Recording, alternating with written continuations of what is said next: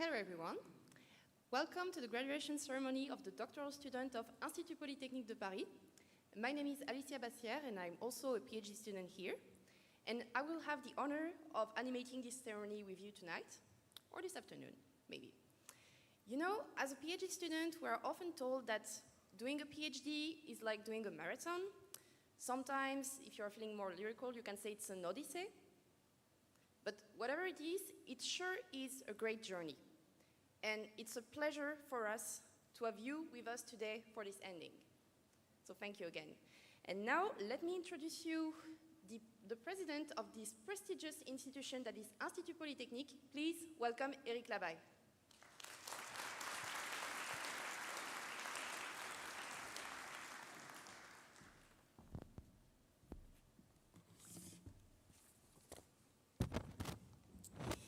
Good afternoon to everyone.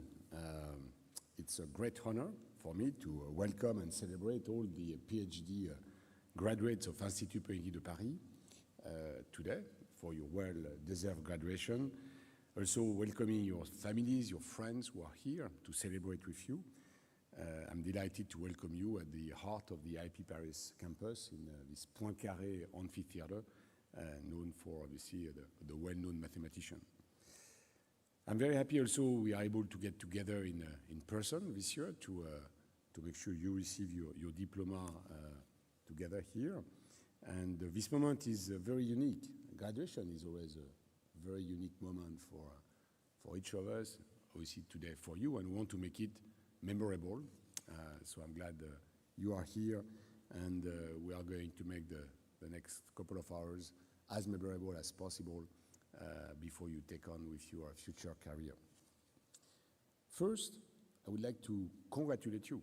It's a major achievement to be here today, and you are 251 doctoral students to receive a degree, and each of you should be proud of it.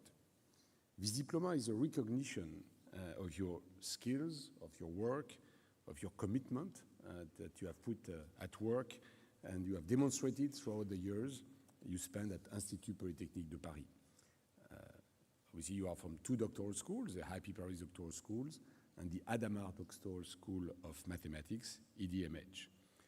And I hope this experience allowed you to develop your knowledge, to understand the world, maybe also to strengthen your convictions on many topics, be the topics you were researching on, as well as more broadly, the topics we are discussing here at Institut Polytechnique de Paris, climate change, artificial intelligence, ethics, and so on. A few years ago, you joined a new institution. Institut Polytechnique de Paris is both new and old. It's 5 historic and prestigious engineering schools, which have been training engineers for over 300 years, joining forces to train the future leaders and generate research of excellence and impact. You are coming from all around the world, from different backgrounds and life experience, and you decided to trust Institut Polytechnique de Paris for your PhD and your first experience as is. You made the choice to increase your scientific strike force and to stay in the way of technical excellence. You will soon be working in different sectors that are in high demand or that are dealing with very important topics in the job market. This scientific and technical excellence, I think the Institut Polytechnique de Paris now is recognized, top 50 worldwide, top 12 in the employability, and your predecessors, in fact, are proof of this high employability, of the quality, basically, you are bringing to the market, be the academic, economic, administration, and it's a proof of the excellence of the degree you receive today. And I hope, obviously, this makes you proud of being part of this institution and gives you confidence for the future. This increased international reputation, success in building these programs, PhD programs and others, we draw that from the resources we have and from the schools, from the laboratories we have had in the schools and the world-class researchers you were able to interact with during your degree. You were able to get an amazing multidisciplinary training anchored in French scientific rigor, theoretical approach, while cultivating at the same time human relations and soft skills within a diverse and international environments. and you are living proof of this diversity. 40% of you are international, which is at the core both of the values and aspiration of Institut Polytechnique de Paris to be very well recognized and operating as really an international, diverse institution. The great majority of you are from Europe and Asia, but some of you also are from South America, North Africa, or the Middle East. By completing your PhD program, you signify that with your teachers and researchers, you believe in the power of science and technology to respond to the rapid changes of the transformation of the world, but also to be able to shape a brighter and more sustainable future for society as a whole. You experience the values of Institut Polytechnique de Paris while you were here to accomplish this aspiration. The value of excellence and talent. You have gone through the programs that require rigor and commitment, and you should be proud of this achievement, especially as you pursued also your studies in an unusual context with the pandemics. I want to take this opportunity to thank Professor Adriana Tapus, the director of the Doctoral School of IP Paris, and Professor François Roueff, IP Paris representative on the Adama Doctoral School of Mathematics, as well as all the supervisors and program directors, because they have been very active in making this program exceptional, but also all of them very active in making you succeeding in this academic endeavor. Second value of IP Paris, I hope you felt and you experienced, is a strong belief we have in the power of collectiveness, diversity, and open-mindedness to move mountains. You have learned, obviously, how to conduct research yourself. It helps you gain audacity, self-direction, leadership skills, but it also requires a great sense of patience and also to learn how to get surrounded with the right people. This has also helped you develop interpersonal skills, sense of respect, highly sought after in the professional world, and crucial to feel fulfilled in your future career and to build impactful initiatives. Third value, innovation, which is at the core of what we do or we want to drive at Institut Polytechnique de Paris. An innovation which is empowered by many partnerships with the different society stakeholders, including the industrial world. You know that partnerships is necessary to tackle major economic and societal challenges, including clean energy and climate change, artificial intelligence, data analysis, biomedical engineering, and cybersecurity. I hope you took full advantage of these networks inside IP Paris, outside IP Paris, that you were lucky or well positioned to have access while you were here, and that some of you will be joining basically in the future as you take your first opportunity in the professional world or you create startups, join large companies. I want just to remind you that a third of the next 40 companies have been founded by people coming from the ecosystem of Institut Polytechnique de Paris. So a third of the innovation, and I hope at least our aspiration is to continue and even grow this number, so you will have great opportunities from that standpoint. As your names will appear on the screen throughout the ceremony, you will probably look back at your experience on the campus of Institut Polytechnique de Paris, full of amazing memories. I would like you to also think about this degree, what it means to you, and how you will be able to make use of it in your future career. It's why whatever your field of expertise is, whatever your interest is going forward, I would like to leave you with 3 wishes in order for you to get the most out of your experience and your degree you had at IP Paris. The first wish is simply to live the values that just shared with you throughout your career. Excellence, collectiveness, open-mindedness, innovation. Spread these values wherever you go. They will, I'm sure, guide you to success. The second is to keep in mind that you have the power to change the world and to make the world a better place. Many challenges await all of us, and you in particular. I mentioned some of them: solving the climate change issue, achieving a sustainable world with 8 billion inhabitants, going through the digital and health revolution, going through geopolitical evolution, ethical question, and so on. I can go many issues to get a better society going forward.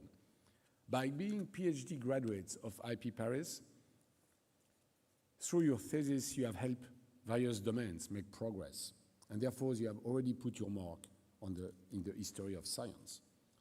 You have been able to impose your way, your vision of this particular topic, but now you have to take the responsibility to take on other topics, other challenges, the big challenges I mentioned before, assuming a leadership position, transcending the frontiers of science and technology for the benefit of business and society.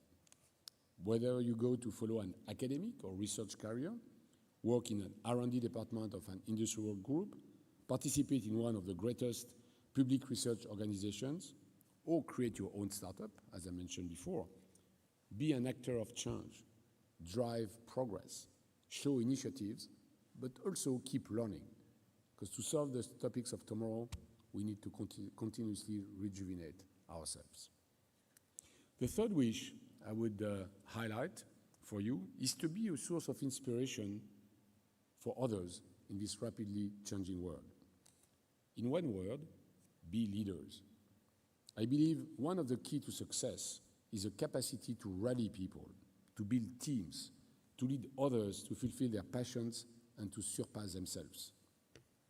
And to be inspiring, be inspired. Inspired by your colleagues, inspired by your predecessors, the alumni of IP Paris. Take advantage of this rich community, reach out to them, learn from them, and then I'm sure you will be even more inspiring others after that. In just a moment, you will receive your diploma, and the laureates of the thesis awards will be announced by Professors Tapus and Professor Weff. I would like to congratulate the thesis award personally in advance of their particularly outstanding performance. Finally, you are carving out the way for your peers behind you, and you are now among the first ambassadors of Institut Polytechnique de Paris. We are almost celebrating the 4th anniversary of the Institute in a few days. You help us, in fact, you have the means to demonstrate that our PhD training is an excellent one, it's significant. So stay in touch both with Institut Polytechnique de Paris to give us some feedback to the professors, to the alumni community, but also spread the word about what the PhD program is and inspire others to come and join the next classes of the PhD programs. I will close by just simply reiterating my congratulations to all of you. You have achieved something tremendous, and I just want to wish you all the best for your future careers. Thank you.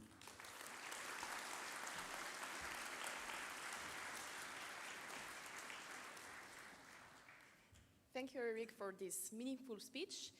And now, please welcome Adriana Tapus, Director of the Doctoral School of Institut Polytechnique de Paris, and François Roueff, the Deputy Director of Hadamar Doctoral School of Mathematics.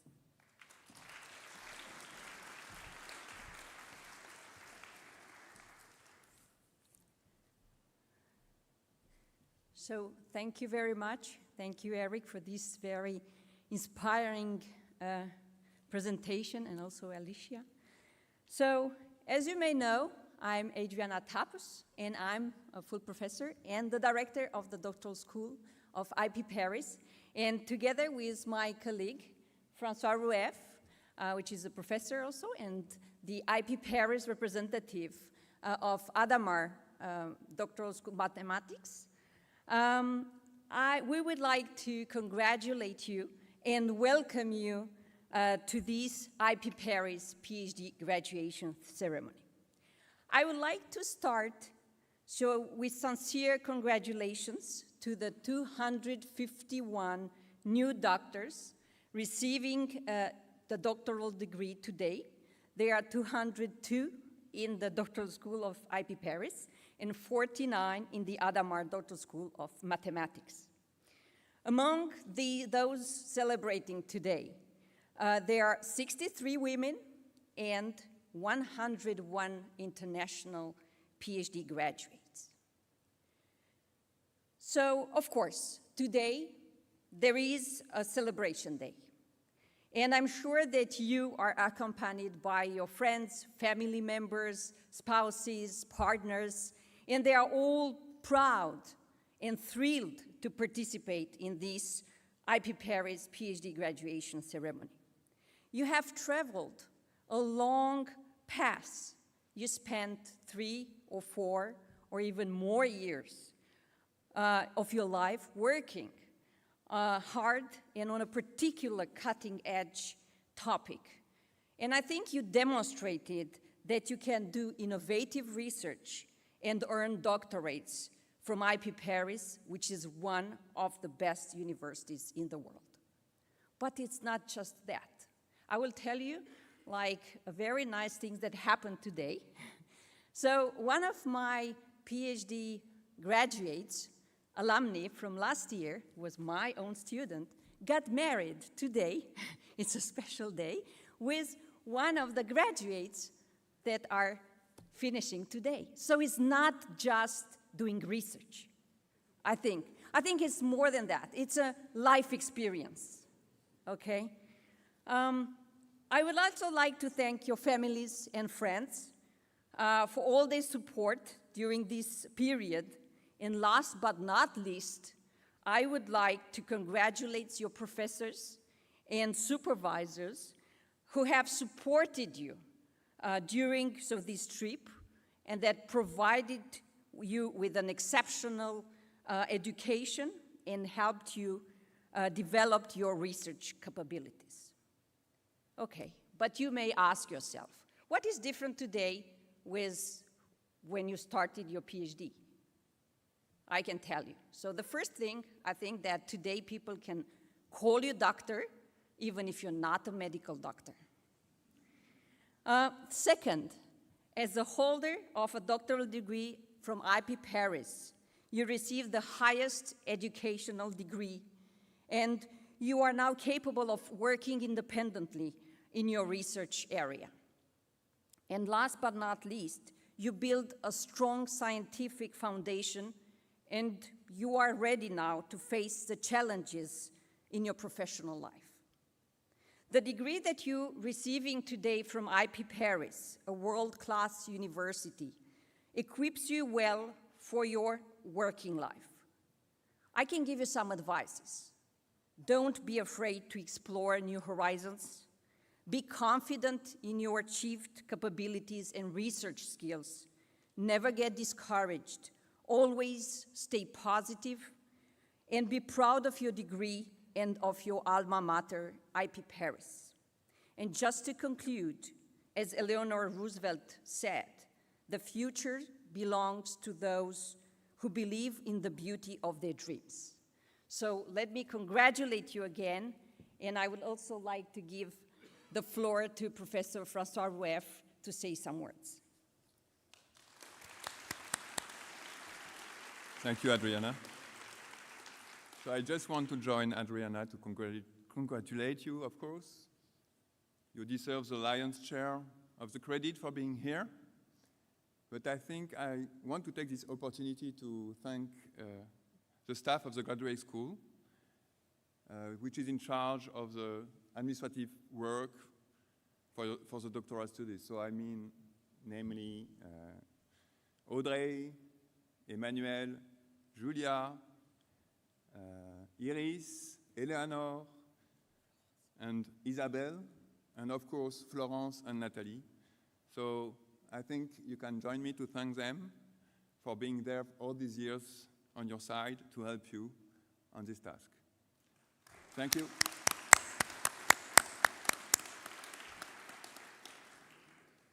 Okay, so I think now we should move on. So I give the floor to Alicia.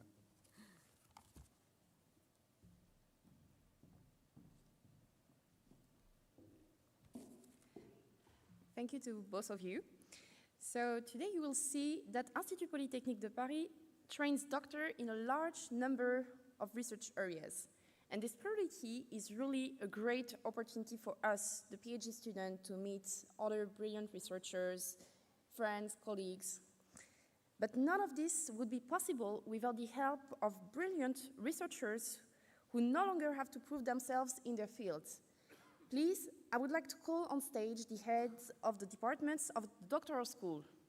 I will start by Lérida Naviner and Frédéric Lerman, Information, Communication and Electronics Program Directors.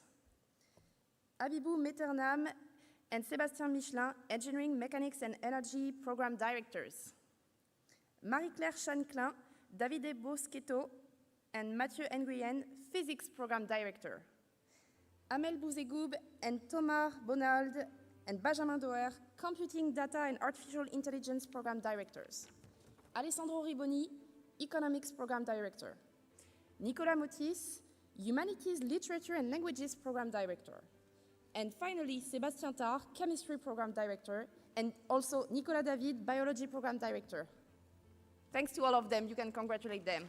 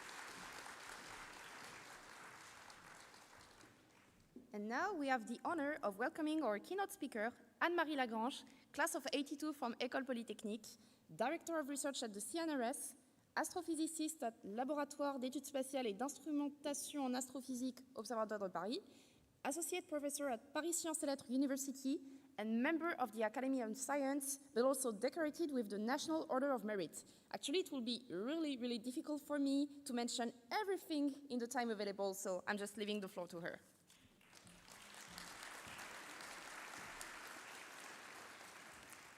Thank you. They're representatives of the Institut Polytechnique de Paris, their graduates, their guests. It is with great pleasure that I address today's celebration of the 2022 PhD graduates. I feel very honored, and I thank Professor Tapus for inviting me and for giving me the opportunity to share with you some thoughts on the PhD, on science and technology, and on the future. Dear graduates, allow me first to join Eric Labbé and Professor Tapus in congratulating you for this diploma and in expressing my deepest admiration for your achievement. I know how much effort and sacrifices it takes, how many moments of doubt and questioning one goes through during a PhD thesis. Am I doing okay? Do I have enough material to defend my thesis? What will I do afterwards? For you, this was made even more difficult because of the pandemic, which dramatically impacted some research activities, reduced face-to-face interactions with your supervisors, colleagues, and fellow students. It also prevented you from attending in-person conferences, which are usually so stimulating, and give you the opportunity to present, compare your findings with those of colleagues or competitors, to have a glimpse of the big picture in your domain, and to engage in useful networking. On the other hand, you have developed your ability to communicate remotely, and above all, you have developed your autonomy. Such skills will be precious throughout your professional lives. This moment is special for you. It is also special for me. A few decades ago, I was sitting in this amphitheater Poincaré. I had just been admitted to École Polytechnique, and we, the 250 lucky few, were gathered here to hear about the possible courses, and about the possible careers that we could have should we join the school. I belonged to three minorities. I was a woman. Only 10% entered Polytechnique at this time. from a modest background and coming from a rural area. Each of these minorities was very marginally represented at the École Polytechnique. As such, the probability of me entering this prestigious school was, you know, very, very low. I was therefore very happy to be selected. Still, I wanted to make sure that the École Polytechnique was the right pathway to do research after graduating, which was my objective. At the end of the formal presentation, I had private exchanges with the professor, and they convinced me that indeed it was the right way for me to go. 3 years later, despite my improbable profile, I had a child during my time in the school and became pregnant with another. I was awarded a scholarship to pursue my training with a master and a PhD in astrophysics at Paris 7, now Paris Diderot. This allowed me to embrace a career path that I never regretted. Astrophysics came indeed as a revelation to me during my studies here at Polytechnique. Astrophysics looked awesome to me. It could give me the opportunity to tackle most fundamental questions, to practice the mathematics, physics, chemistry I had studied, and at the same time, it was also a fantastic playground, full of marvels, of opportunities for exploration and discovery. Looking for planetary systems outside ours, which is my topic, was just a dream in the 80s. It became a reality over the years, and I was lucky enough to participate in this adventure. After a postdoctoral at European Southern Observatory in Germany, I joined the CNRS and created the first team fully dedicated to the study of exoplanetary systems in France. We worked hard in order to design and build the best instruments in the world and install them on the best telescopes so as to be able one day to image extrasolar planets. We benefited from research carried out at the ONERA to correct for the blurring of astronomical images caused by the turbulence in the Earth's atmosphere. This technique is called adaptive optics. The studies carried out at the ONERA were initially meant to serve the military. The latter wanted to track satellites, astronomers wanted to track stars, but the physics was the same. Astronomers and physicists from the ONERA joined their efforts to build the first adaptive optics system for astronomy. And today, all observatories in the world are equipped with such system. Finally, in the mid-2000s, using adaptive optics coupled with other devices that we had built, we made the first images of extrasolar planets. This discovery contributed to the understanding of planetary system formation and evolution, a very theoretical topic. They raised, as usual, new questions, open new paths of investigation in exoplanetology that we are still exploring. These discoveries were also to us a major intellectual reward for each of us. We didn't get money for them, but incidentally, the results had financial consequences many years later. In February this year, Google presented its chatbot, BART, the rival of ChatGPT that you probably know. During its very first demo, BART was asked who took the first images of exoplanets. And BART answered, the James Webb Space Telescope. A journalist from the BBC pointed out the mistake. The first images of exoplanets had not been by the GWST, as we call him, but by a European team at the Very Large Telescope in Chile, our team. The stock value of Google dropped by 10% within a few hours. This is certainly the most unexpected consequence of our discovery. Now, the development of adaptive optics has had more serious implications, and I would like to mention them because this example might be inspiring to you. A few of my astronomers' colleagues who had participated in the design of adaptive optics system for astronomy in the 90s, decided to use their expertise for the benefit of healthcare. They created a startup that now builds the smallest microscopes dedicated to in vivo medical investigations to guide precise surgery. Nowadays, adaptive optics is used for retinal imaging, but also for the imaging of space debris, which represent a growing security problem for satellites.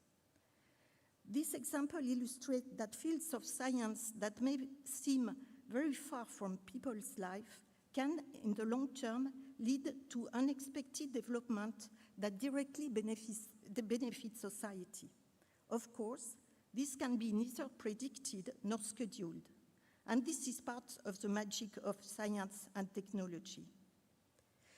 This example also illustrates how all scientific and technical domains are connected, how they may cross-fertilize each other, provided the actors are open-minded and imaginative.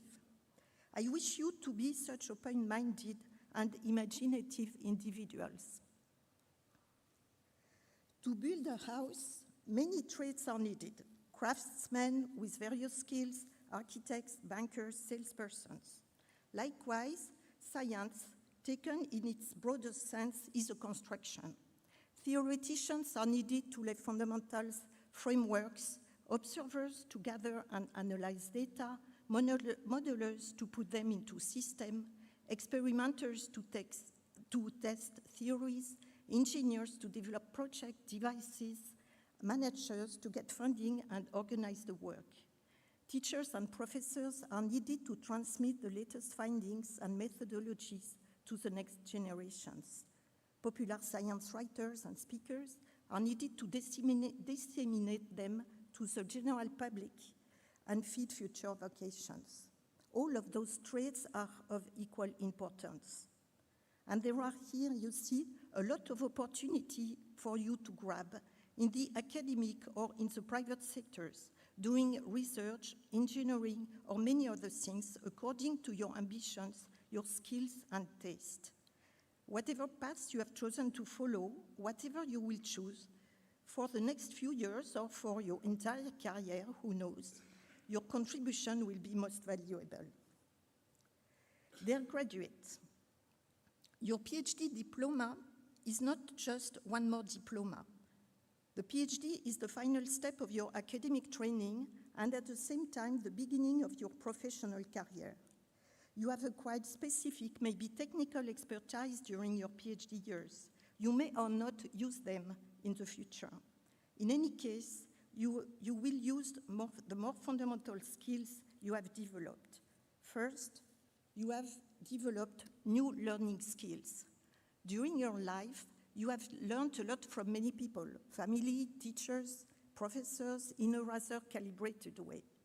During your PhD, you learned differently, in a more exciting way, by yourself and using various sources, bibliography, peers, your own experience. You learned from what you saw, what you observed, from the questions you formulated. In fact, you organized your own learning process and you built your own corpus of knowledge.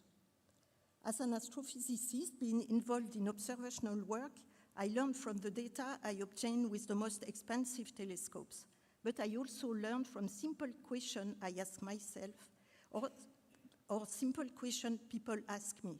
Every situation, indeed, can be an opportunity to question the world and to learn. I wish you to be curious and eager to learn throughout your life. During your PhD years, you have also acquired the capability to tackle complex questions, to find ways to solve difficult problems alone or with the help of other people. You know how to work within a team, how to set up collaborations. You have probably also learned that some problems cannot be solved at a given moment, but don't forget them. The day might come when they can be tackled successfully. You know how to deal with the unknown. You know that it is normal to have doubts that you must accept, but you must not be overwhelmed by them. You should listen to your intuitions. and you know how to convey your ideas. All these skills are incredibly precious. Science, in its broadest sense, is a collective work, aiming at improving knowledge and people's life. But there is always an unavoidable tension between the common good and the need for personal recognition inherent to every human being. In the academic world, you will be evaluated by your institution, your peers, based on your accomplishments, your publication rates, your H index. In the private sector, your technical or managerial skills, your contribution to the notoriety of your company, the profit your work generates will be evaluated. In this context, the temptation for taking shortcuts may happen, and you must be strong enough to resist. You have probably heard about the research oath that the PhD are now invited to sign on at the end of their PhD defense since the beginning of this year. I will read it. In the presence of my peers, with the completion of my doctorate and in my quest for knowledge, I have carried out demanding research, demonstrated intellectual rigor, ethical reflection, and respect for the principle of research integrity. As I pursue my professional career, whatever my chosen field, I pledge to the greatest of my ability to continue to maintain integrity in my relationship to knowledge, in my methods, and in my results. This is not anecdotal. For me, it means I will not copy, I will not intentionally ignore already published results, I will not cheat with the results I get, I will publish them even if they go against mainstream thinking. And as much as possible, I will not hide material to colleagues or even competitors who might want to check my results. Integrity is the only path towards a healthy, robust scientific body, one that you can proudly entrust to your successors at the end of your careers. You must follow this path, whatever you may do. A few weeks ago, I gave a conference here for the 2022 École Polytechnique promotion.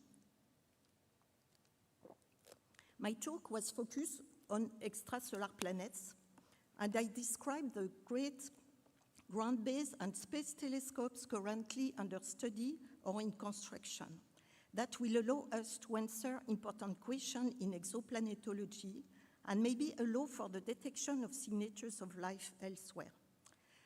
One student asked me if I thought it was reasonable to envision such projects given the situation, meaning the global warming. I agree that the climate change is now the biggest challenge of the 21st century. By the way, we often read or hear that the Earth is in danger. That is not correct, you know that. Our planet has undergone many cataclysms on geological timescales compared to which the present anthropogenic global warming is only a small bump.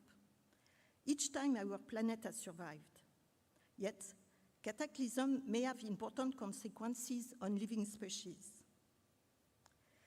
Our planet once lost as much as 70% of the terrestrial vertebrates it was sheltering. What I mean is that our planet is resilient, very resilient, but life is fragile. This is why the global warming is so stressful. It is not the first time either that living species are responsible for the extinction of other species by triggering dramatic changes in the environment. For example, during the Great Oxidation event a few gigayears ago, bacteria significantly induced significant changes in the composition of our planet's primitive atmosphere, oxygen becoming a major component. And this led to the extinction of many anaerobic species. In the present situation, we are at the same time conscious culprits and potential victims, and this is for the first time. We sometimes hear about fancy solutions to save humanity, such as settling somewhere else in the cosmos. As an astronomer, I can tell there is no planet B. The duty of modern society is now to find solutions to this worrying situation. More virtuous individual and collective practices are certainly needed, but they will not be enough to reverse the situation. We are starting to think about ways to adapt our infrastructures, our means of transport, energy, agriculture, and so on, to face the evolution scenarios predicted by the experts in climatology. In addition, novel, completely novel and virtuous ideas and technology will be key to ensure that the next generation can live in a sustainable and safe world. I am personally confident that the intelligence and commitment of scientists, engineers, decision makers, educators will allow us to win this most important fight. Many of you will probably be at the forefront of this battle. Here is now a last message I would like to pass on to you. As Professor Tapus said, there are only 25% of women in your promotion. This is comparable to the rate of female scientists and engineers in high tech in France, 23 in 2019. And it is close to the rate of women in our grandes écoles d'ingénieurs, 30%. At the same time, we lack of engineers in France, and this deficit could be exactly filled if we had as many female as male engineers. We have to think about that. Even though the situation is better than at the end of the 18th century, when the famous mathematician Sophie Germain had to disguise as a man to follow the courses at the École Polytechnique, we have to admit that the present situation is not fully satisfactory. It is not satisfactory either, it's not better actually in Europe or anywhere in the world. The reasons for this situation are well identified now. Cultural construction, stereotypes, lack of confidence, poorly attractive career perspectives for women. Solutions have also been identified, and this is the first step. Education is, of course, fundamental. We should perhaps, all of us, offer more often Lego or little chemistry boxes to young girls. Teachers and families should encourage young girls to study science, and not only in high school, but also later. And we collectively should encourage young women to embrace careers in hard science, in computing science, in engineering. Society should also guarantee fair recruitment and career progression to women. Their graduates, as supervisors, head of teams, head of departments, you will soon sit on recruitment panels or promotion juries, and I do hope you will accomplish what our generation has not been able to fully achieve. Dear graduates, congratulations again for your diploma. Whatever your choices for your career, I wish you to be happy in your professional life. I wish you to experience the joyful moments of discovery and achievements.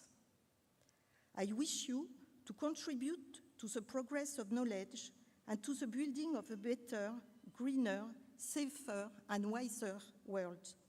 Thank you very much for your attention.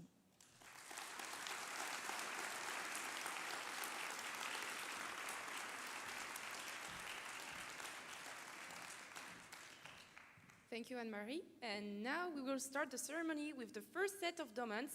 Please welcome the Economics Program Director and graduates.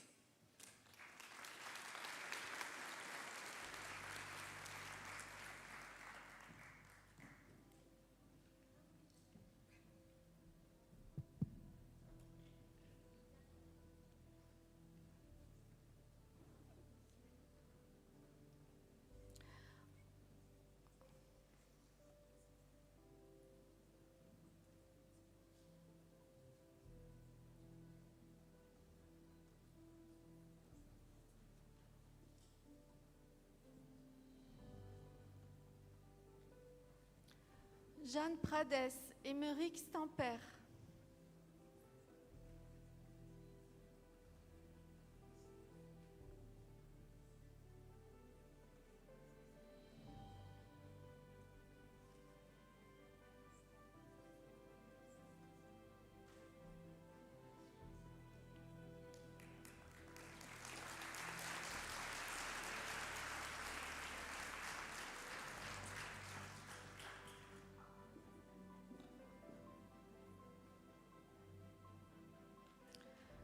The graduates in Computing, Data, and Artificial Intelligence.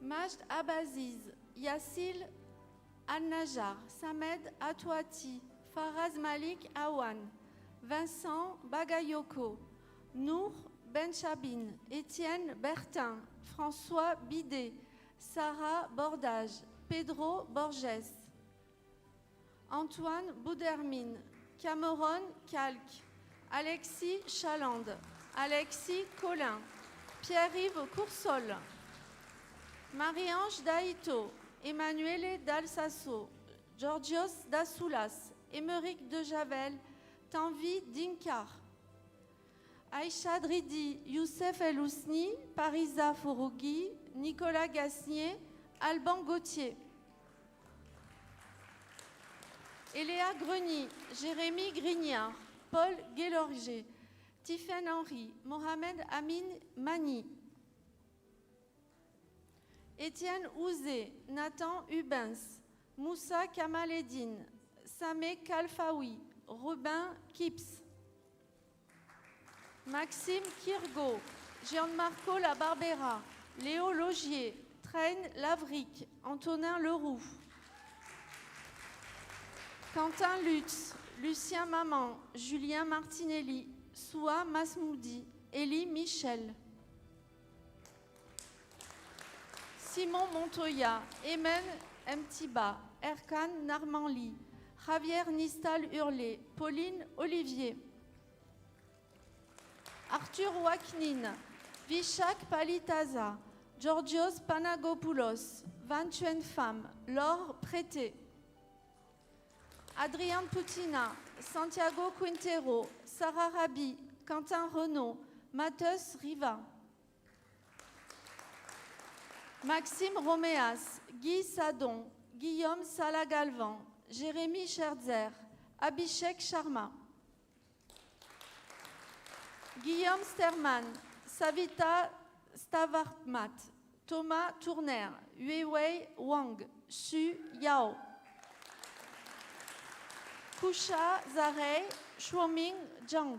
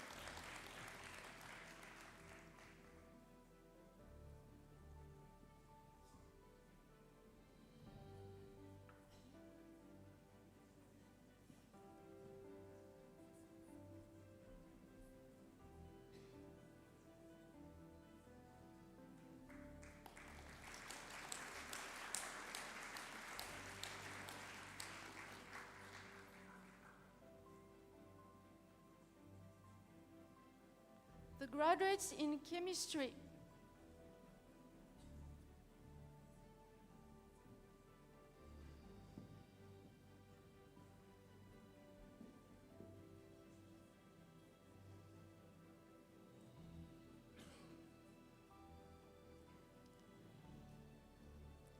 Valérius Emortan, Yanis Cheref, Capucine Cléré, Alexandre Da Silva, Valentin Dorokov, Nicolas Fincias, Benjamin Joyeux, Jean Michalan, Hamza Mossine, Lauraline Rizal, Anaïs Cuillet, Thibaut Tanou, Maxime Tricoire, Zheng Xianzhu, Guili Zhao.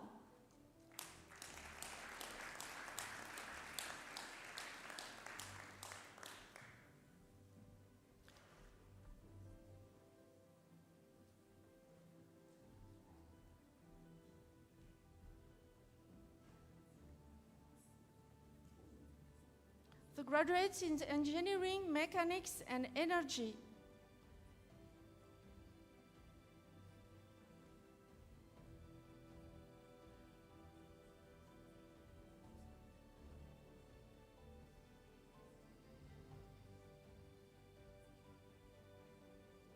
Juliette Amogé, Martin Avila, Nada Chamy, Angeline Defay, Robin Delvaux.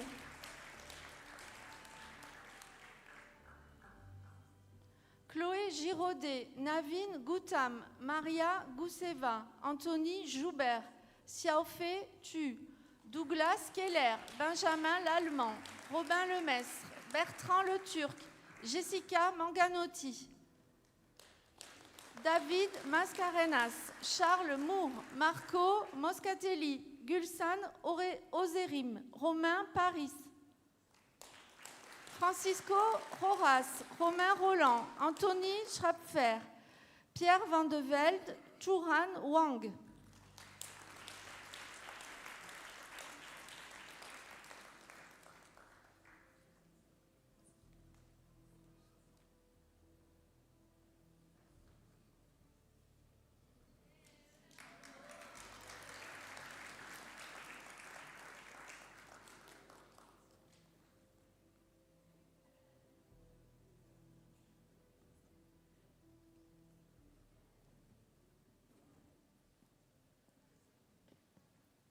Before going on the ceremony, two PhD students, now graduates, will make a speech and talk to you about their experience as a PhD.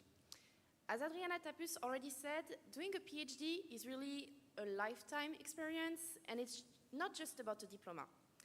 And I couldn't agree more on that, because actually one of the graduates was sharing my office and was a nice support for me and became even a true friend. So, Marcos, I would like to thank you for being like the best colleague I ever had, probably, and I wish to all of you to have a colleague like him, and I'm really proud he has been chosen for that speech. So, thank you, Marcos.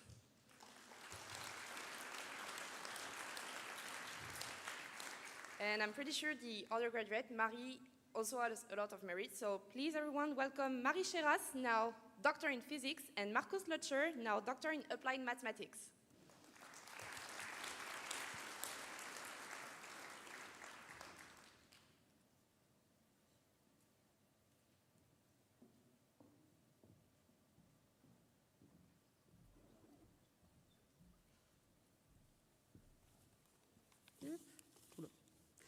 Hello, everyone.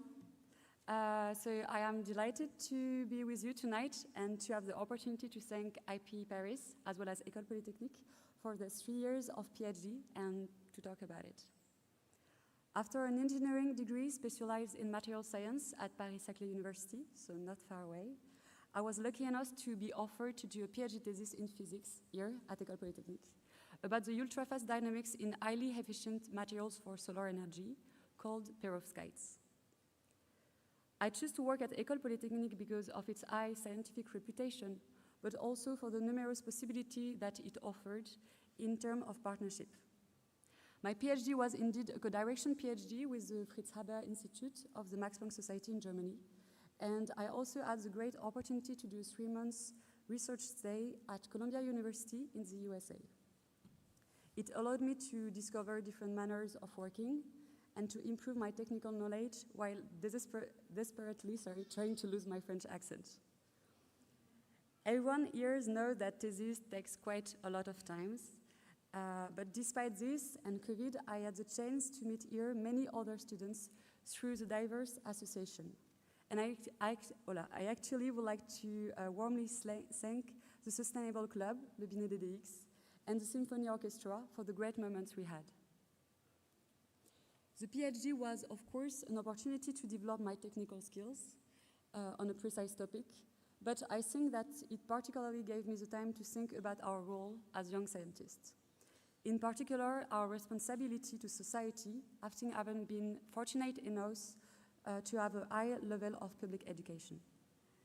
The exercise of scientific rigor that we learned led us to consider it to be essential to consider fact rigorously, to always take a step back, to verify the information and to compare it, to put rationality and objectivity before personal interests, even when we really want to publish in a high impact factor journals. I am not telling you anything new when I say misinformation has become so widespread in recent years that it has become a real problem for society. It is our responsibility as scientists to serve the public interest by combating misinformation and looking objectively to numbers. To illustrate the role we can have in society, I would like to talk about, a bit like Anne-Marie actually, about climate change and inclusion. So let's begin with climate change. There is an irrefutable scientific consensus on this. It has been proven for many years that we must absolutely and rapidly change our lifestyles if we wish to protect the landscapes we know, the biodiversity, and humankind. The massive collapse of life forms is already impacting us and will continue to impact us. Too many people, as well as politicians, decision makers, and industry advocates, still minimize it and prefer focusing on short-term profits and pleasure, while our common future is clearly in danger. As young scientists, we can make a difference. We can take into account the numerous IPCC reports, spread the word, and act concretely to make an alternative future desirable for everyone. The second point where we, young scientists, can act is inclusion and the fight against all types of stereotypes, gender-based, cultural, racial, and there are many others. Today I would like to point out sexism. Yes, sexism still exists in research, as does sexist stereotypes, remarks, harassment, and sexual assault, as all data show. And again, many scientists still underestimate it, at the risk of destroying and losing talented female scientists. During my PhD, I was honored to receive the L'Oréal UNESCO for Women in Science Prize and to participate in many training sessions about sexism. It is very easy to learn about this subject and to improve our behavior. For example, at École Polytechnique launched a training course about it a few years ago, which is open to all, but still too few people participate. And actually, I would like to take the opportunity of this tribune to give my deepest thanks to Antigone Alexandrou, Sylvie Cousseau, and so many others who are doing their best to fight systemic sexism in our institutions. As young scientists, we can be vigilant and help each other to improve inclusion in our workplace. Finally, some of us may go on to academia, some to industry, others to a completely different field. Whatever our position, we can all, in our own way, use our scientific background to improve and strengthen society, to make it fairer, more livable, and more pleasant.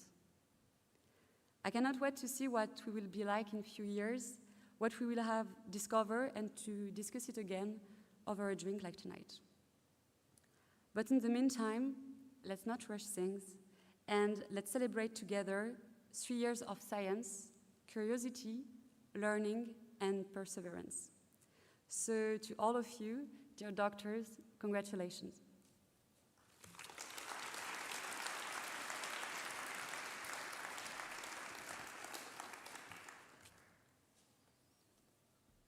Thank you very much for this kind of introduction, Alicia.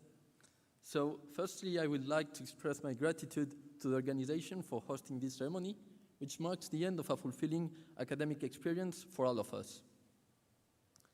Good afternoon, everyone. My name is Marcos Leucher, and I'm honored to share my testimony with you today about the personal journey that led me here. To begin with, let me tell you a bit about my background and why I chose to apply to the PhD program at Institut Polytechnique de Paris. As a mathematics undergraduate in Spain, I always had a strong passion for research, and I wanted to deepen my skills and knowledge in this field. My interest in the interfaces of mathematics and finance led me to the well-designed M2 Master's program at IP Paris called Statistics and Finance, which prepared me to find financial topics where I could leverage my expertise in mathematics. This program and its outstanding faculty gave me the tools and determination to pursue a PhD thesis in applied mathematics at CREST, the Center for Research in Economics and Statistics. The reputation for academic excellence and the opportunity to collaborate with renowned experts in this field were among the reasons why I chose to apply to the PhD program at IP Paris. My research involved advances in mathematical theory and numerical methods at the intersection of stochastic control and game theory. Additionally, the applied part of my thesis dealt with the impact of the climate change transition on electricity markets. Writing my thesis at IP Paris had significant benefits, so the connections of my research group and the opportunities offered to me, including the guidance and support of my esteemed PhD supervisors, I was able to attend stimulating conferences and publish my research in prestigious journals. The various seminars and workshops, including the laboratory seminars, the seminars between schools from IP Paris, and the seminars of doctoral students, were instrumental in developing a scientific methodology and inspiring me with new perspectives and questions about my research project. Of course, the COVID-19 pandemic had a significant impact on my experience at IP Paris, as it did for all of us. It forced us to adapt quickly to new modes of communication and collaboration as classes and meetings shifted to online platforms. However, the school and staff were quick to adapt. They provided us with the necessary tools and support to continue our research and teaching duties. The diverse possibilities after completing a thesis in such an environment are numerous. In my case, I decided to move into the private sector and became a quantitative researcher in a high-frequency trading firm. The skills and knowledge I gained during my thesis are instrumental in my daily work. Beyond the academic side, my experience at IP Paris was enriching in various other ways. Living in a student residence on campus allowed me to meet and interact with the students from diverse backgrounds and nationalities. Moreover, I am grateful to my colleagues at CREST for the healthy community we have created and the lasting friendships that have come out of it. In conclusion, obtaining my PhD from IP Paris was a transformative experience that helped me achieve my academic and professional goals and become a better researcher and a well-rounded individual. Thank you and congratulations to all the new PhD graduates from Institut Polytechnique de Paris.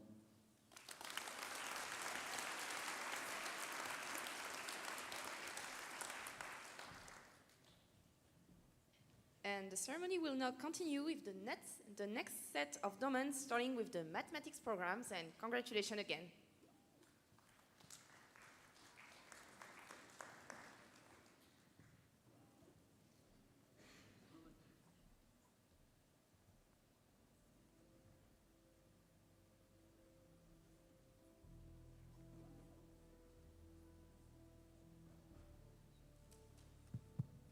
Naoufal Acharki, Michael Alouche, Elie Azeraf, Amir Hossein Bateni, Emmanuel Benforta, Akram Beni Ahmad, Marin Boyer, Dorian Chanfi, Julien Chor, Haidang Do, Geoffrey Derchu, Gabriel Ducrot, Amaury Durand, Aurélien Enfroy, Clément Fernandez, Laurent François, Ébrard Garcelon, Clément Gauchy, Corentin Houpert, François Roux. Othman Geraoui, Meriem Kafnemer, Baptiste Kerleguer, Alexandra Kuznetsova, Théo Le Guénédal, Nicolas Léoni, Marcos Lecher, Apolline Louvet, Clément Mantoux, Eugénie Maresco, Alice Martin, Paul Novello, Léonard Pille, Yichen Ching, Mahan Riani, Benjamin Rioux, Julien Royer, Saïd Sadeghi, Bowen Cheng, Suzanne Sigala, Dominique Stantechski, Mehdi Talbi, Alain Texera, Lucille Marie Tinquès, Achille Tin, Mehdi Thomas, Arthur Toiti, Anne Van Gorp.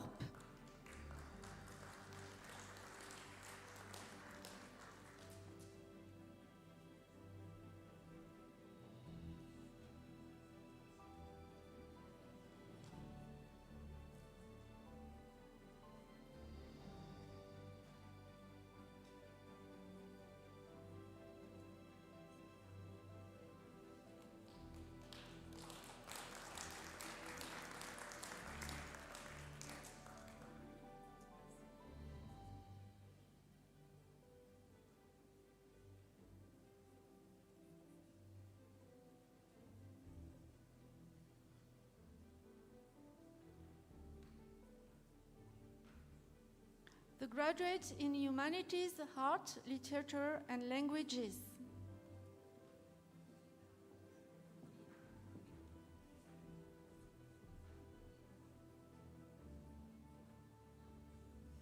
Dorian Renkri-Lerck.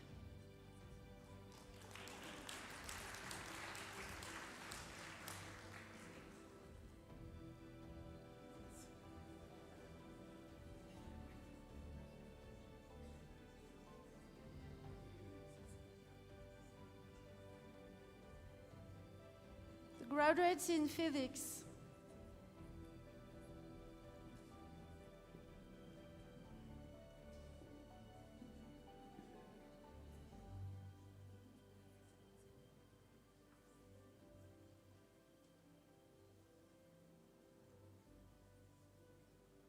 Ayoub Awina, Benjamin Bach, Nahuel Barrios, Ginevra Begani, James Boost. Luizai Calvasso, Marie Chéras, Maxence Dauphin, Balthazar Devolchier, Théo De Certaine, Ronan Devrien, Benjamin Esséves, Alice Fazini, Doudjeg Djiljanovic, Alexandre Hakimi, Sabine Haribé, Aïon Thun, Adeline Kabazinski, Jonas Kunat, Denis Langevin. Julien Legendre, Vincent Lelasseux, Ingli, Alexis Mériot, Costa Oubrerie. Marie Houillet, Tunha Park, Saint-Thun Park, Mathieu Perret, Alexandre Pi Renaudier. Lucas Rovige, Mylène Sotti, Yann Schneider, Yunsok Sim, Werner Verdier. Ivan Verturen, Guillaume Vidon, Maël Vilbert, Michel Vaudré, Pierre Walsh. Chaochi Wang.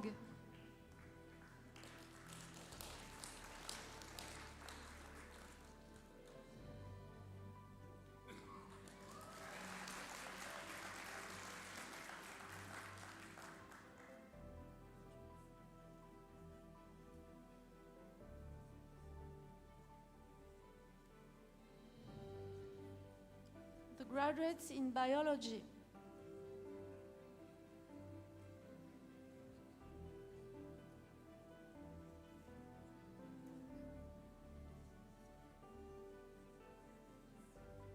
Océane Blaise, Anastasia Croitoru, Rami Kazan, San Wang, Yenan Wang, Bo Zhuang,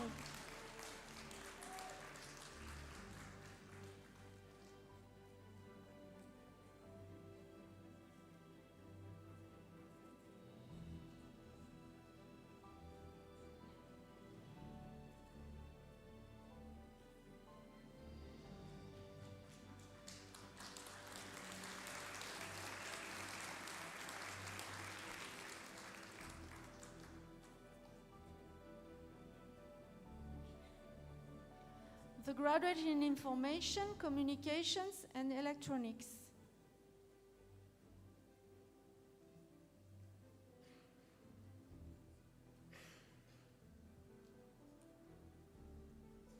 Meraza Amadipour, Marouf Alage, Raphaël Emerick, Joe Bachi, Antoine Bach,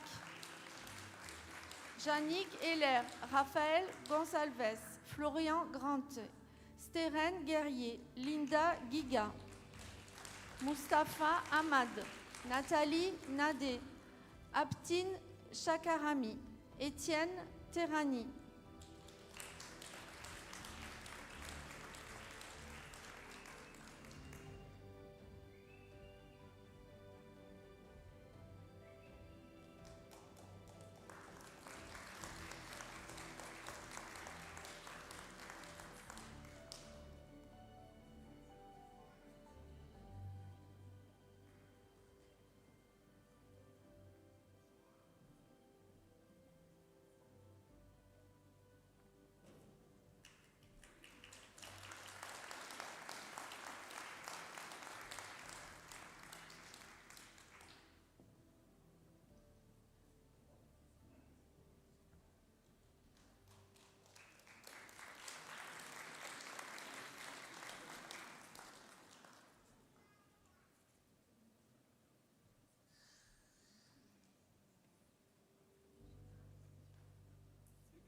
Graduates in Social Sciences and Management.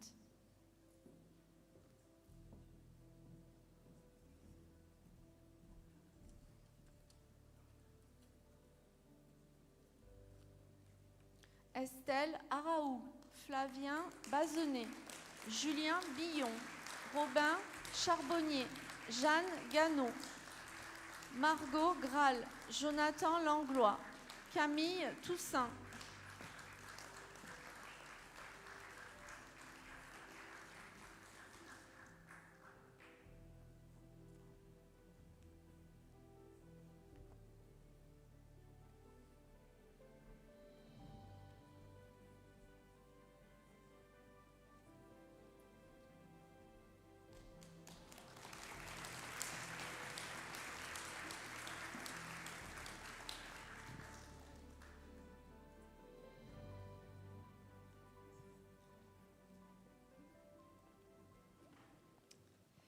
Let's now welcome Joël Pérez-Torrens, PhD student in health management at IP Paris and vice president of the IP Paris Postgraduate Alumni Association.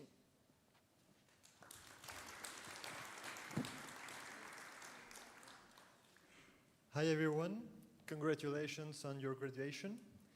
Today you are more than 200 people being graduated, but every year it's thousands of students that come from the programs of IP Paris, and that creates a very important community that has a huge impact on the world. For instance, the startups in France, for the next 40, 1/3 are founded or run by IP Paris alumni. However, because of the new joint programs of IP Paris, more than 2,000 people are not part of the historic alumni associations. That's why we created the IP Paris Postgraduate Association Alumni Association. And our goal is to make a space so alumni can engage, create our own community, and have some support from each other. How to achieve it, that's where we need you. We need people that want to join. Either you have an idea to make our community better, or you can give your support to the ongoing projects. For instance, we are working on workshops for the career with success stories from IP Paris alumni. We are also organizing friendly meetings around the world, also hybrid events on special topics like AI or environment. So feel free to come during the cocktail to our stand and to further discuss. Thank you very much.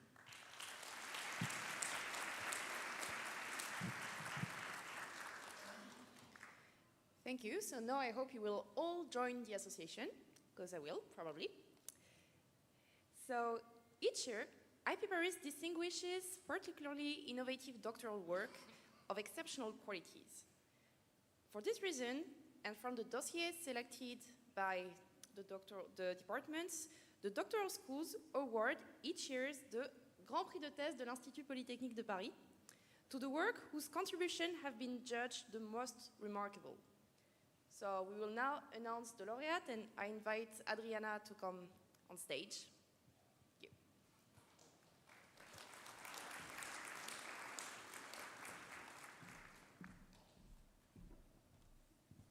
So here I am again.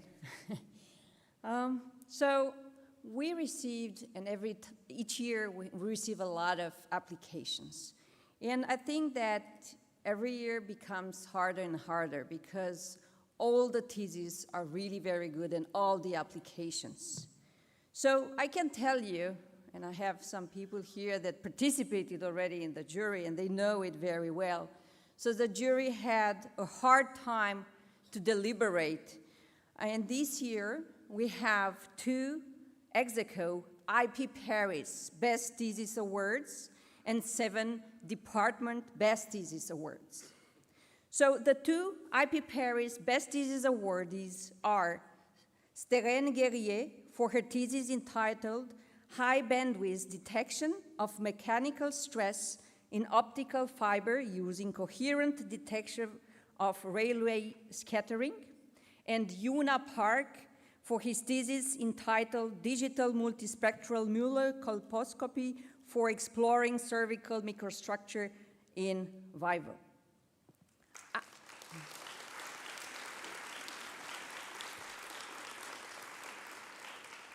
So I would like also to say that it's an award, but we also wanted to, it's a special reward, but we also wanted to make them even more special. So I will tell you that each of them, they will come here and present their thesis in 180 seconds. And I would like, first of all, to congratulate all of you. So we will start with Stérène Guerrier. So please.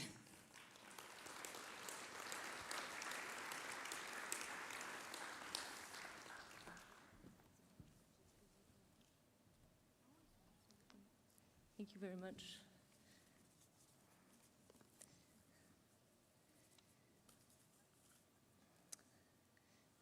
So, I know, I had prepared a presentation, but I can also, I don't know.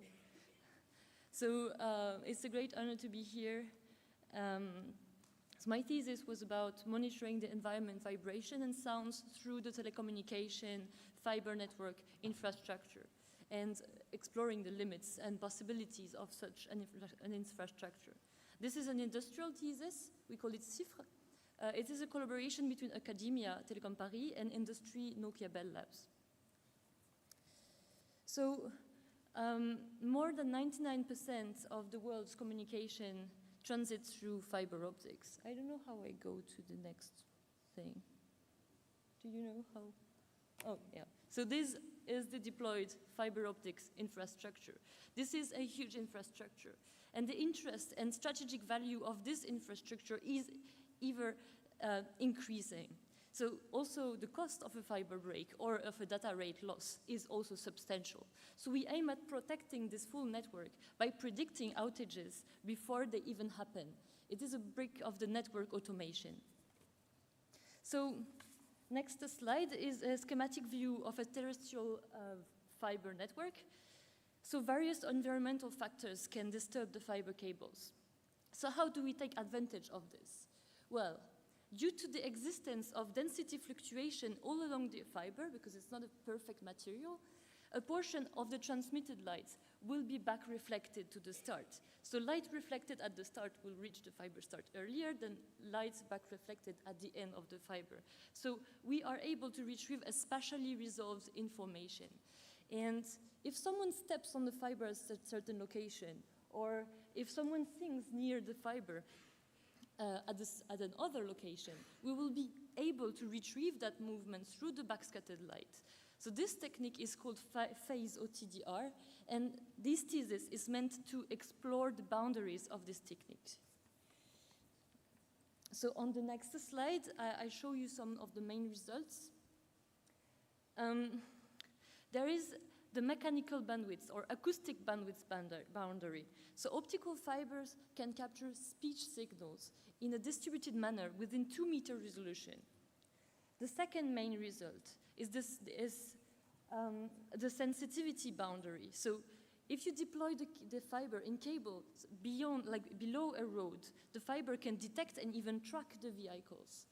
And a third result would be the integration, which is essential from an industrial point of view, which is the coexistence of the sensing and the data transmission. And we demonstrated it with no impact from and to the communication channel. So, as a conclusion, we can see that from this work, we're able to demonstrate that the global network can really become a global sensor as an additional feature in the coming years. Thank you.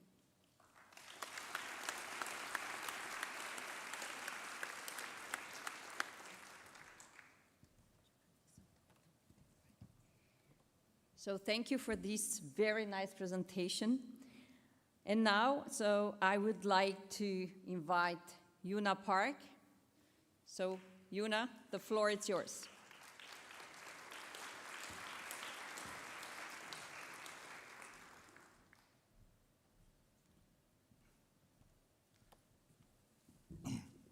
Hello, everyone. It's a great honor of presenting my thesis result in this prestigious IP Paris graduation ceremony. So the title of my thesis is Digital Multispectral Muller Colposcopy for Exploring Cervical Microstructure in Vivo. My thesis was supervised by Dr. Angelo Piangelo and co-supervised by Professor Hasbik Osikovsky of the LPICM of École Polytechnique. So the cervix is the lower part of the uterus. So next slide, please. So the cervix experiences drastic alterations during pregnancy. And these alterations are deeply related to prematurity, which is the first cause of perinatal mortality worldwide. However, the current diagnosis based on the measurement of the cervical length using the ultrasound imaging is not really reliable.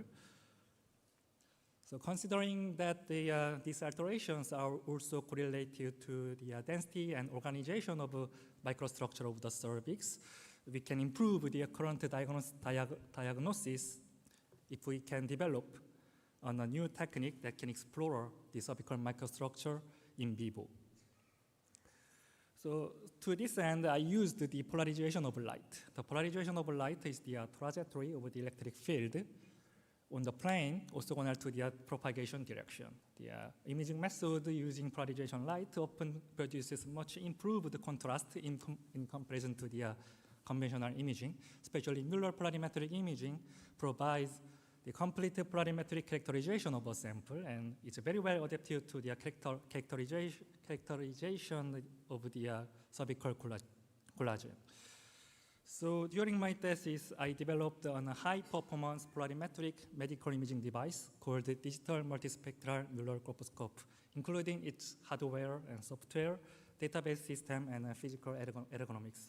It has a miniaturized polarimetric system grafted on a conventional colposcope. So the medical doctor can use this machine as a conventional colposcope. This machine can take polarimetric images at 5 wavelengths in a very short time with a high resolution. So this machine enabled us to perform high resolution and real-time exploration of cervical collagen in vivo. So this machine can acquire the conventional color imaging and polarimetric images simultaneously. As you can see, the conventional imaging doesn't show any information related to the microstructure. On the other hand, the polarimetric imaging clearly visualizes the information related to the density of collagen and orientation of collagen fibers. So based on this information, I was able to classify different type of tissue of the cervix using deep learning algorithms.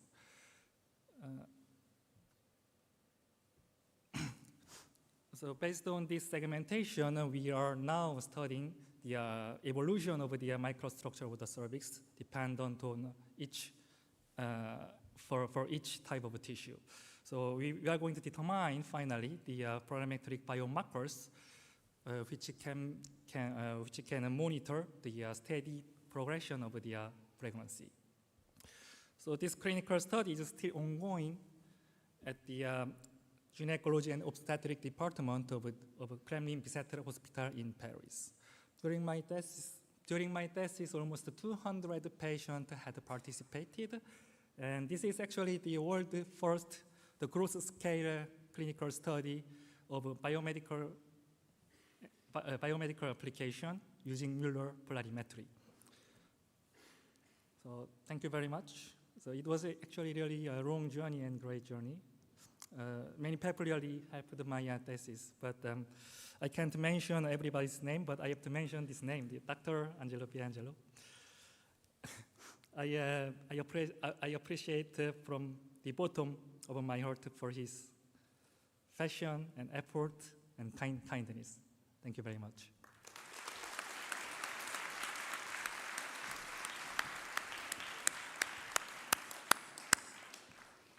And now, so we will go to the department's Best Thesis Awards. So the Best Thesis of the Department of Mathematics is awarded to Martin Boyer for his thesis entitled Piecewise Affine Dynamical Systems Applied to the Performance Evaluation of Emergency Call Centers. Marin, you can start your presentation. Thank you. Can I, is there a way to, no? All right. So first, I'd like to really thank the jury and the graduate school and the Department of Mathematics for this award. So my thesis was about, I don't think I can, yeah. Can you go forward?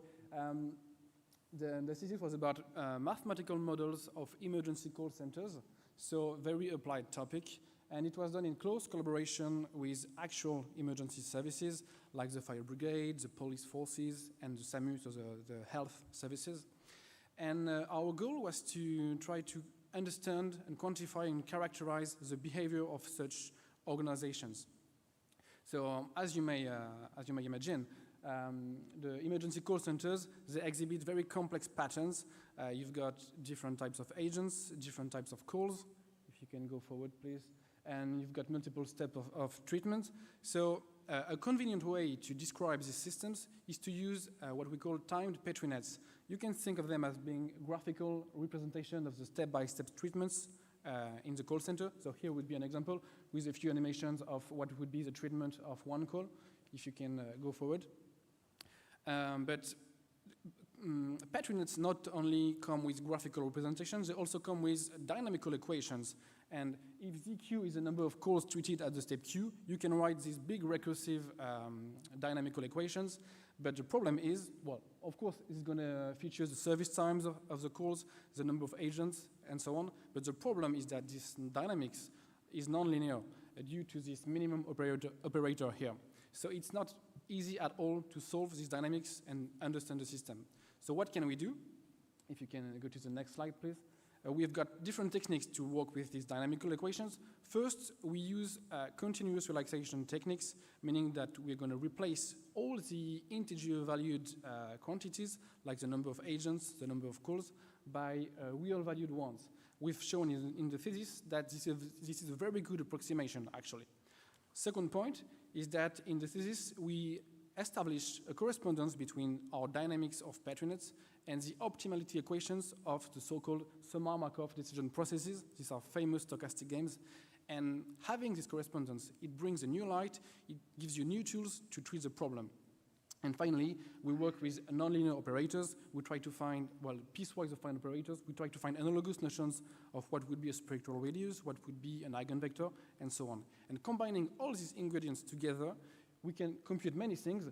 For instance, we can compute polyhedral congestion diagrams, which gives you the regimes of the call centers. There is a figure here. And each cell of the diagram would show you if the call center is fluid or if it's slowed down. And actually, the equation of the boundaries in this diagram gives you the minimum staffing required to pick up all the calls. So it's very important for the emergency people. And we can also compute another metric, which is very important, which is the time needed to absorb a peak of calls. And my final slide is about the fact that we have been comparing the theory with numerical experiments. So to validate the theory, we used a simulation tool that we developed within our INRIA team. It was done with almost no approximation at all, so very realistic. And it was based on the data analysis of several millions of actual emergency calls, so it was really precise. And it turns out that when we compare both theory and simulation, fortunately, both they agree. And what we compute, actually, the quantities that we compute are piecewise defined skeletons, in black here, of real performance. And the conclusion is that these techniques, both theory and simulations, are safe and sound to compute actual staffing of emergency call centers.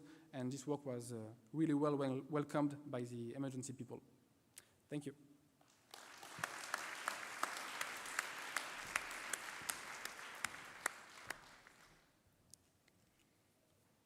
Okay, thank you. Very nice and very useful application. So the best thesis of the Department of Economics, it's awarded to Yusuf Kamara for his thesis entitled 4 Essays on Empirical Economics in the Era of High-Frequency Data. Unfortunately, Yusuf could not be present today, but he sent us a video. So now we will watch the video. Hi. My name is Yusuf Kamara. After completing my master's in economics at NSAE, I'm glad to say that I finished my PhD in economics from Institut Polytechnique de Paris. The title of my thesis is 4 Essays on Empirical Economics in the Era of High-Frequency Data. The main idea of this thesis is that we have access to several new data sources which can help us understand the changes in the economy and assess the behavior of economic agents. This is a game changer, knowing that we mostly use retrospective data to address important economic questions. Let's take, for example, COVID-19 pandemic. We were able to use this new data source, billions of bank data, to assess the changes in French economy during COVID time. We found that thanks to digital solutions, we were able to be more resilient. For me, after this great journey, I'm currently doing a postdoc at McGill University under the supervision of John Galbraith. I hope to be an assistant professor and maybe one day a full professor. If I had a word for you graduate students, I would like to urge you to enjoy the journey, to enjoy every discovery, to enjoy the setbacks. Let yourself be flexible in your career because we never know where this diploma can lead us. I couldn't finish this without a special thanks to my PhD supervisor, David Boni, who supported me throughout this journey. Wish you all the best. Once again, congratulations.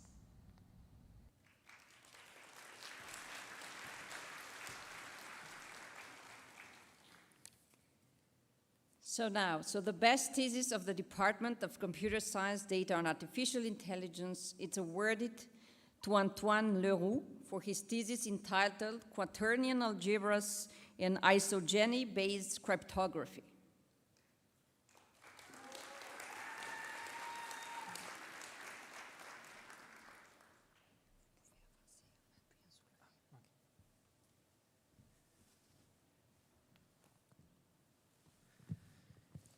Hello, and so I'd like to thank the jury for selecting my thesis, and it's a great honor. So I'll present briefly the work I've been doing during my PhD, which is entitled Quaternion Algebra and Isogeny-Based Cryptography. So the goal of cryptography is to enable secure communications over insecure channels by constructing and analyzing theoretical protocols.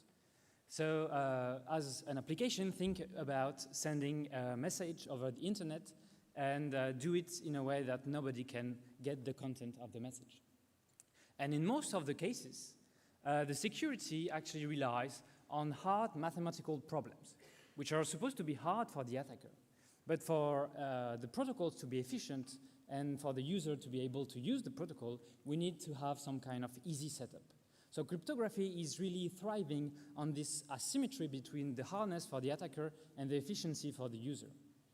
One of the most famous examples is the factorization problem. If I take two integers and I want to multiply them together, then it's pretty easy. We all learned to do it in school, and I think you can believe me when I say that computers can do that very efficiently even for big numbers. But the reverse operation of taking a number and separating it into its factor, which is called the factorization, then this problem is actually hard, even for computers, when the number is very big. And so this is actually not true anymore due to quantum computers, which are a kind of new generation of computer that's run based on the principle of quantum physics. And on these types of computer, we can actually run new algorithms. And one of those algorithms is an efficient algorithm to break the factorization problem. And this means that if one day someone comes up with a concrete, real-life functioning quantum computer, then he will be able to break all the communications over the internet. So this is obviously a real problem, and this is why we need to build cryptography which is resistant to quantum computer. There are several families of mathematical objects that are studied for this purpose, and isogenies, which is the topic of my thesis, are one of them. So what are isogenies? This is not really relevant for this presentation, but the only thing you may need to know is that you can build some kind of graph from them. I gave an example here, but very small.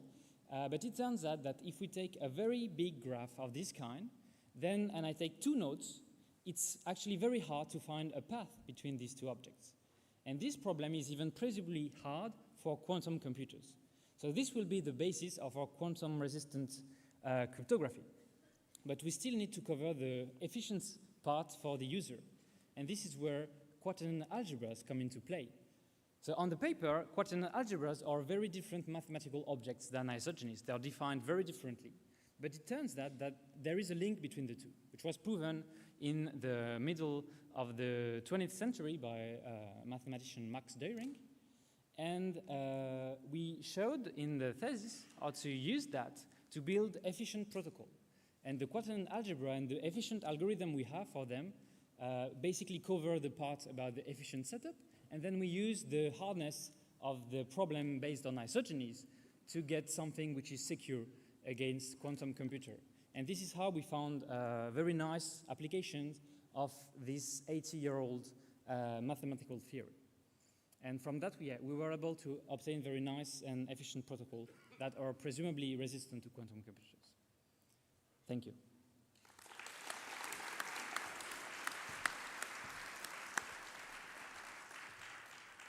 So thank you very much. So the best thesis of the Department of Mechanics and Energetics is awarded to Marco Moscatelli for his thesis entitled Metamaterials for Energy Harvesting at Small Scale. Marco, the floor is yours.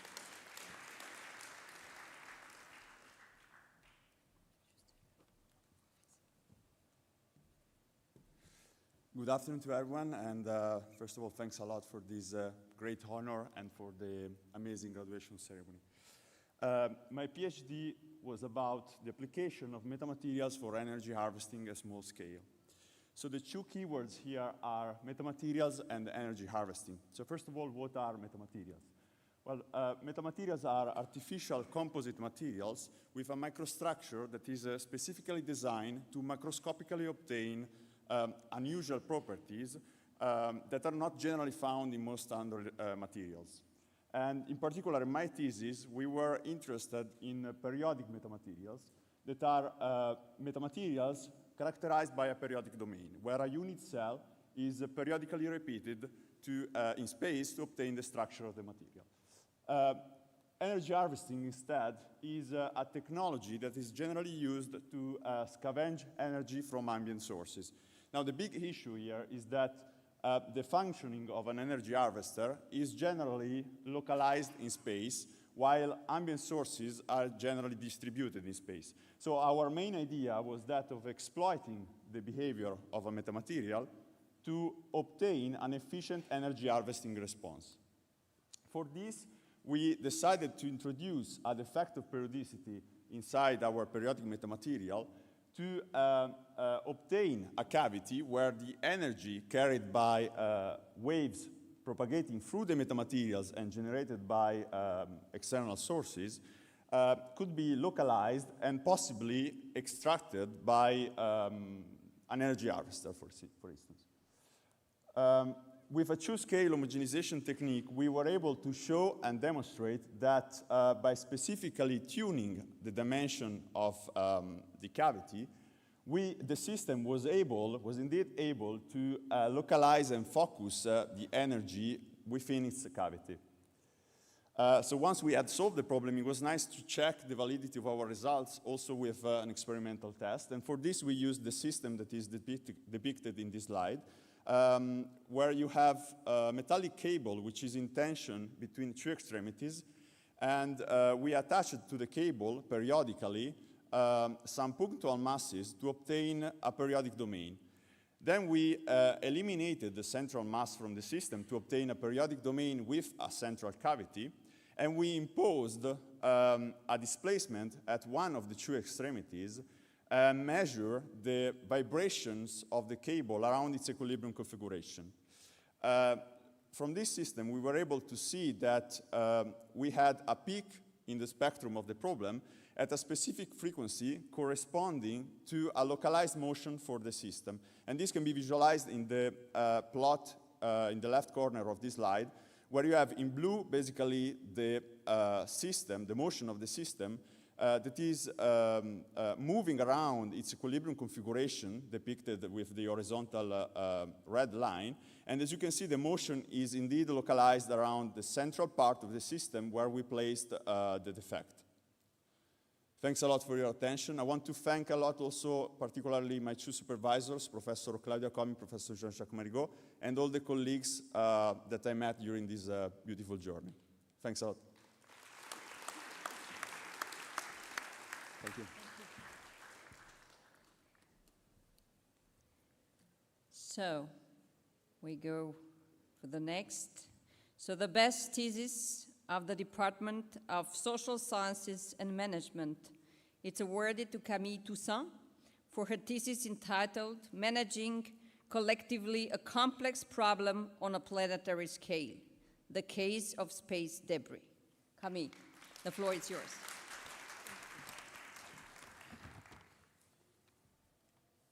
This is le vert. Ah, le vert. Là, au milieu? Ah non. Ah d'accord, super. Ok, merci. Hello, everyone.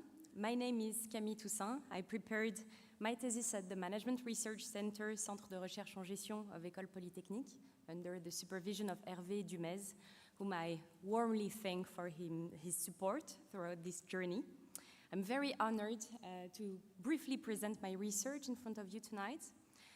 So, the world is currently facing complex environmental challenges, such as climate change, the pollution of the oceans, of the atmosphere, loss of biodiversity, And all of these problems are not only extremely complex, multidimensional, uncertain, but they also require the coordination of many different stakeholders. And therefore, understanding how these stakeholders collectively organize is a very important question for management studies, but also if we want to tackle these problems. And this is the question I wanted to address in my PhD. I chose to focus on the case of space debris, which is inactive objects or fragments orbiting around the Earth. The number of space debris has been increasing in a worrying way since the beginning of the space conquest, and especially these last years, given the multiplication of the launches, military activities, and the miniaturizations of satellites. And the main problem is that debris threatens to collide with active satellites and put in danger space exploration and space exploitation. This poses a very challenging management problem because it involves diverse actors such as states, space agencies, firms, international organizations who have different objectives, and it requires to act at several levels. We need at the same time to clean up the debris which are already up there, we need to prevent new collisions, and we need also, most of all, to modify actors' behavior in outer space. In my research, I found that the management of space debris integrates a management by the rules, a management by the market, and a management by the commons. There are regulations in place, produced by various forums and various actors. There is also a new market emerging slowly, and there are elements of commons management, even if space is not managed today in common. However, none of these dimensions can fully explain the mechanisms at work. So to go beyond these traditional categories of collective action, I introduced the concept of global commoning. Global commoning is a new approach to understand the organizing of complex global problems. It suggests that the collective action is actually led by a community of experts who share strong emotional relationship with the problem and who play a central role in the polycentric system, regulation system, and who produce new knowledge about the problem and diffuse it to others. By putting forward experts' communities and the role of their emotions, this approach helps to underline the social organizing process at work. And it helps understand better the collective action around space debris and more generally, the management of global commons and of grand challenges. Thank you very much.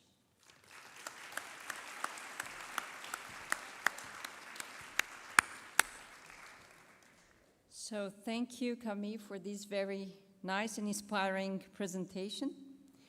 So the best thesis of the Department of Chemistry is awarded to Maxime Tricoire for his thesis entitled Divalent Lanthanoid-Induced Intermediate Valence State in Heterobimetallic Species Impact on Transition Metal Reactivities. Unfortunately, Maxime could not be here with us today, but he sent us a video, so let's watch it. So hello everyone, I'm Maxime. First of all, I would like to thank the committee who awarded me the chemistry department prize. So here are a couple of slides to explain what I've been doing during my PhD studies. So the first idea was to use a divergent lanthanide linked to a redox active ligand that can accept an electron, and then to link it to its transition metal to see how we could influence its reactivity. But why is it interesting? Well, just before I arrived into my PhD group, they demonstrated that, for example, that this kind of architecture can be used to stabilize unusual species like a palladium-4 center. For me, what I was focused on is to go the next step a bit further And for example, one of the projects I worked on was the catalytic application of such systems. So in this case, I worked on an alkene isomerization reaction mediated by an ytterbium-nickel bimetallic complex, and I demonstrated that this kind of bimetallic architecture was highly efficient in this transformation, while its monometallic analog, constituted only with nickel, was poorly efficient, as you can see here.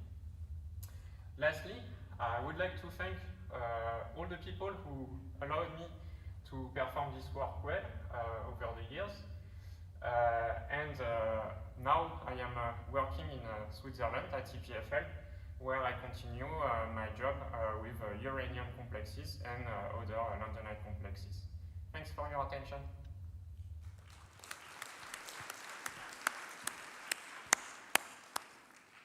And last but not least, so the best thesis of the Department of Biology, it's awarded to Bo Zhuang for his thesis entitled Fundamental Processes in Flavoprotein Photochemistry. Bo Zhuang, so please come on the stage.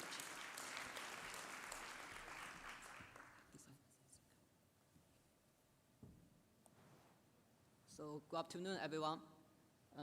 I'm extremely honored to be receiving this award. And first, I would like to take this opportunity to thank all those people who have helped me during my PhD, making all this possible. So my thesis mainly focused on the photochemistries of flavoproteins. Flavoproteins are proteins that contain flavins, cofactors, and they are essential in nature because they participate in a wide range of biological processes, including photosynthesis, DNA repair, and many others. The cofactor flavin are basically vitamin B derivatives, and that's why we need to intake vitamin B2 for our health. As the flavin cofactor can absorb visible light and participate in many photochemical reactions, I'm interested in studying their photochemistries, as this may allow us to use solar light as an energy source to catalyze chemical reactions and control physiological functions. So flavins exist in different redox states and chemical forms, and this also adds to the diversity of their photochemistries. However, beside the oxidized flavin, the excited state properties of other forms of flavins, that's how they behave upon the absorption of light, are essentially unknown. So the goals of my research is to obtain a fundamental understanding on the photochemistries of flavins in different redox states and chemical forms. And to achieve this goal, I use both experimental and computational approaches. I use ultrafast spectroscopy to monitor the change of colors of the sample upon photoexcitation with a femtosecond time resolution. That is 10 to the power of minus 15 seconds. I also use molecular dynamic simulations and quantum chemistry calculations. I use the former to study the protein structural dynamics based on classical mechanics. And I use the later to study the electronic property of the flavin chromophore based on quantum mechanics. So during my PhD, I'm mainly working on 3 different projects. First, I studied the photo reductions of oxidized flavins, and then I studied the reverse process, that is the photo-oxidation of anionic flavin radicals. In these 2 cases, upon the excitation, the flavins extract an electron or donate an electron to nearby aromatic residues. I'm also working on an interesting photo-switching phenomena in flavoproteins. In this case, upon the absorption of light, the conformation of this ligand here changes. So with these works, I further complete the photocircles of flavoproteins and extend the repository of flavin photochemistry. In particular, I discovered 2 previous unknown photochemical reactions in fiber proteins. And this may lead to potential application of bioengineered fiber proteins as novel photocatalysts and optogenetic tools. So this concludes my presentation. Thank you very much.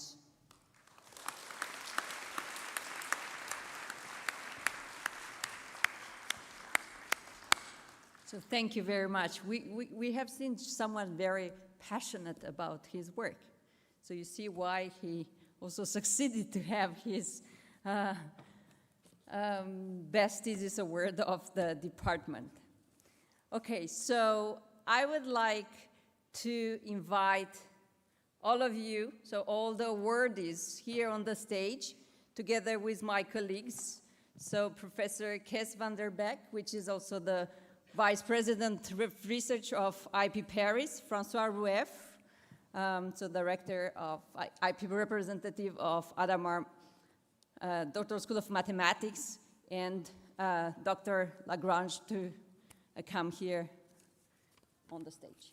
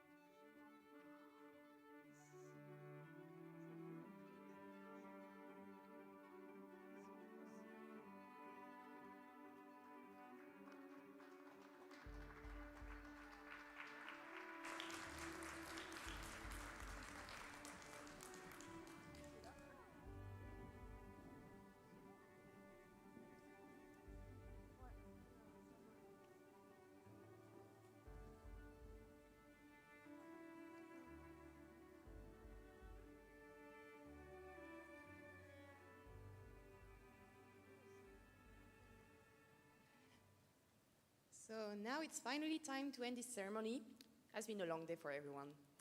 Congratulations again to all the graduates and all the laureates.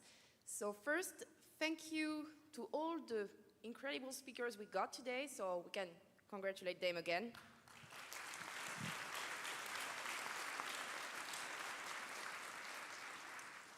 Thank you also to the IP Paris Doctoral School, from the president to all the professors and researchers that attended today.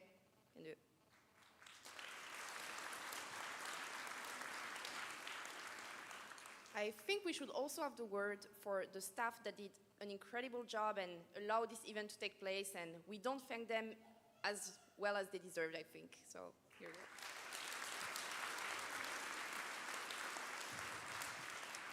And last but not least, I think we should thank you, all of you, because you came on the Plateau de Saclay, probably facing the RERB. So just for that, you deserve all congratulations.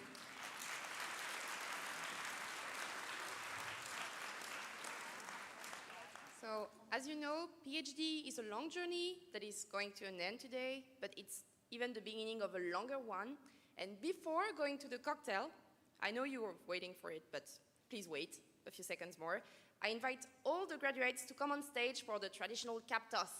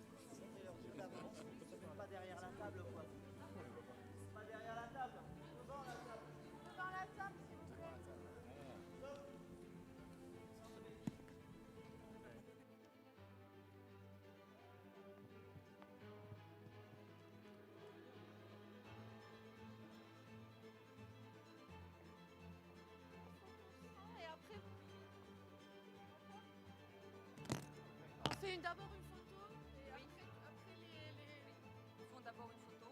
Et puis après, vous allez tous. D'abord, il fait une photo des diplômés comme hier. Et après, on met les officiels. Une photo, c'est bon? Ouais, et après, on met les profs. Ok.